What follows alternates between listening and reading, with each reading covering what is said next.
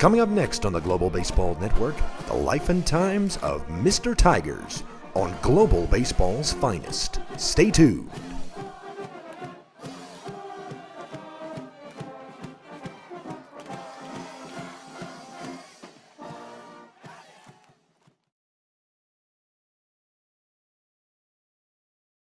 Welcome back to Japan, and to the story of the very first man to bear the moniker Mr. Tigers. This tale is one of great promise, great adversity, and of course, great redemption. He overcame war, scandal, and even the game moving on without him to become one of the greatest heroes of the early days of Japanese baseball. This is the tale of Fumio Fujimura on Global Baseball's finest. On the balmy morning of the 14th of August, 1916, the third son of the Fujimura family was born on the western coast of Japan in Kure City, Hiroshima. Fumio's family was big, and his father had to work long hours at the Kure Naval Yard building ships to support what would ultimately be his 8 children. Baseball was a big part of the family's time from Fumio's earliest memories. His eldest brother led the Naval Arsenal's baseball team to several trophies near the tail end of World War I. Fumio's pals also solidified baseball as the young man's destiny. He was elementary school classmates with Kazuto Tsuruoka, third baseman and legendary manager for the Nankai Baseball Club, the team that would later become the SoftBank Hawks. Yuzuki Susumu, legendary ace for the Nankai Baseball Club, was his next-door neighbor. With all these influences on him, Fumio trained hard and became a magnificent young ballplayer, beastly by the time he entered Kure Port High School. It took him 1 year to make the varsity team and lead it to Koshien as their ace pitcher. Amongst this incredible class of pitchers, he shined at Koshien in his 6 appearances. He even surpassed the performance of the great Eiji Sawamura, who was pitching for Kyoto Commerce High School at the time. He earned the moniker the Prince of Koshien after 1932, and kept it throughout his high school career. He battled the players who were about to become the very best of the JBL in the Koshien finals. Chief among them would be the rivalry that developed between him and legendary giant slugger Tetsuharu Kawakami. Fujimura took the mound against Kawakami's Kumamoto Industrial, and Fumio would see to it that one of the earliest battles between the Giants and Tigers would be secured for Hanshin, narrowly edging out Kawakami.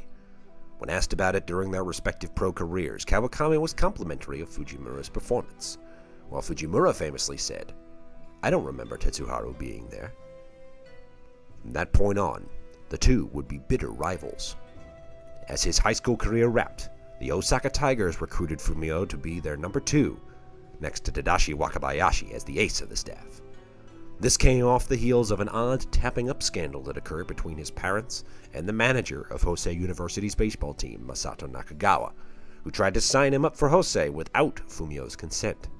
Displeased, Fumio decided to go pro right away instead, and his little brother Takao followed with him to Osaka. This was quite controversial at the time, as professional baseball was not quite legitimized yet. But when the JBL began, that would be fixed swiftly. Fujimura debuted on the 15th of July, 1936, coming in for an injured Tadashi Wakabayashi, and shut the offense of the opposition down, leaving it open for the Tiger hitters to carry the day. This makes him the first pitcher in Hanshin Tigers history to earn a win against the Yomiuri Giants. That year, in limited action, he still managed to win the home run title, the first in JBL history, as a pitcher, no less. He converted to second base the following year, and slotted in nicely with the red-hot Tigers offense that went on to win a pair of early championships. But regrettably, the war stalled the careers of many of the burgeoning young stars of the JBL, and Fujimura was no exception.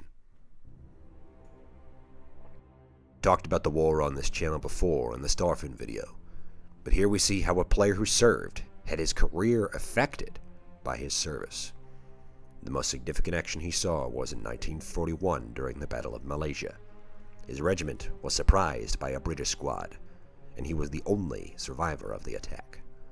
Later that year, during the Battle of Singapore, he fell under attack again working telephone lines, and saw one of his cohorts take an artillery shell head-on.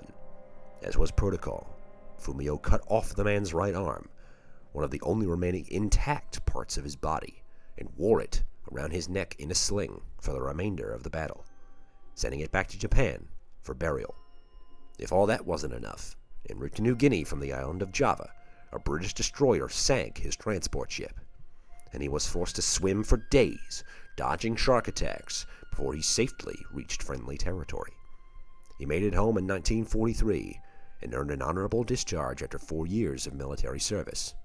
He was able to return to the Tigers later that year, and unfortunately struggled quite a bit. It was apparent to most who observed him that he was never the same man or the same player after the war. 3 years after his return to baseball, things seemed to be cooked for the aging Fujimura. Most people knew him as an old, struggling, error-prone infielder who didn't really have a place in the game anymore. However, in 1946, 10 years after his professional debut, he got his groove back. He hit .323 that season, following it up in 1948, hitting the first cycle in Japanese baseball history. He'd do it again 2 years later, using his trademark long drying rod bat. So long that you could hang your laundry off of it. It was 39 inches in length, after all. The nickname of his bat, he said, was inspired by a joke he heard made by nightclub singer Shizuko Kasaoki several years earlier. The results of his style choice came in earnest in 1949, notching a career-high 46 home runs out of the cleanup spot.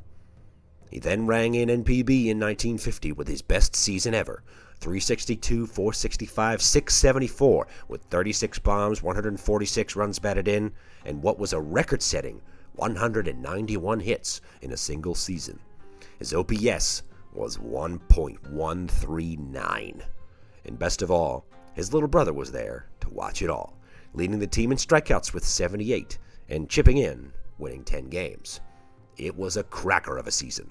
Unfortunately, though, Fumio's leadership style could not inspire his team to perform in the clutch, and that caused them to come up short against the team that would ultimately win the first ever Japan series, Makoto Kazuru and the Shochiku Robins.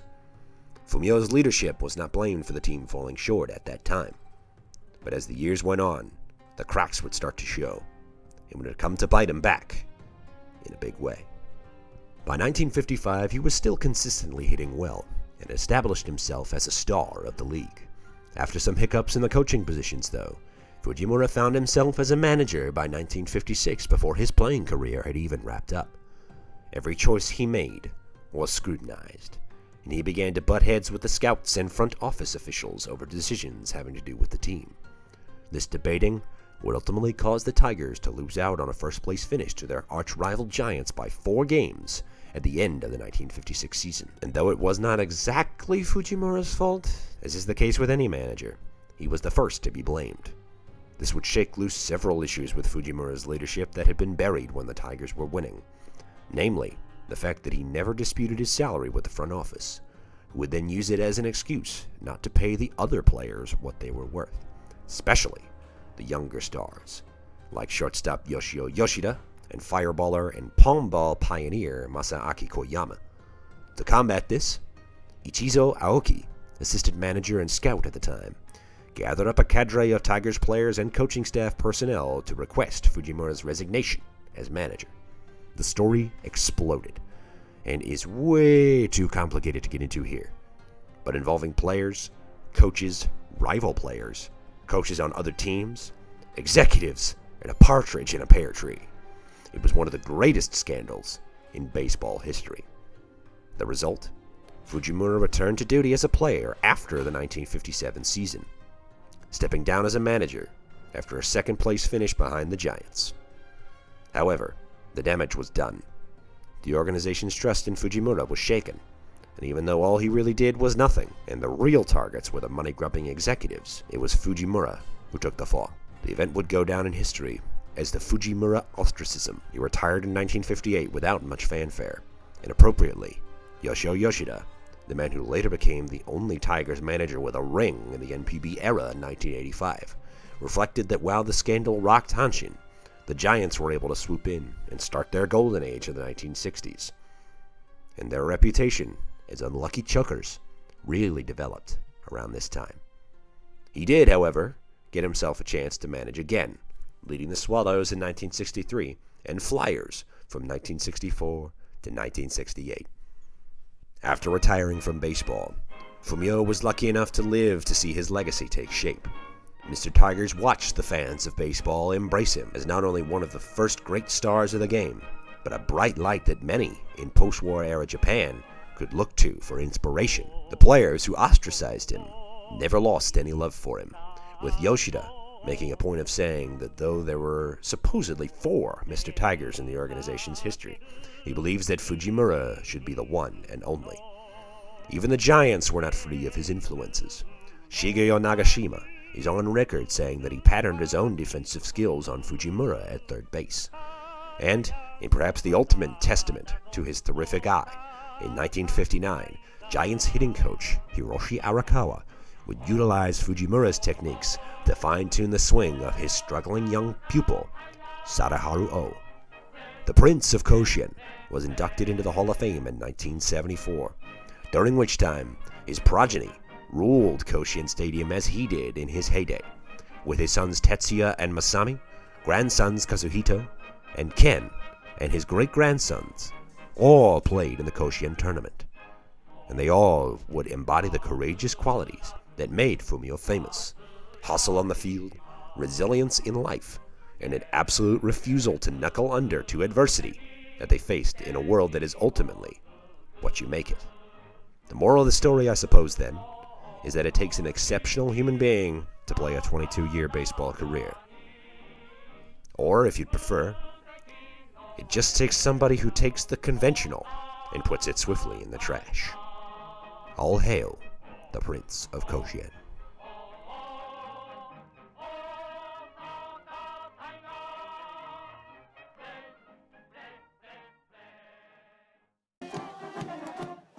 Thank you for watching this episode of Global Baseball's Finest here on the Global Baseball Network. Please do like and share this video if you enjoyed it and you know somebody who would enjoy it right along with you.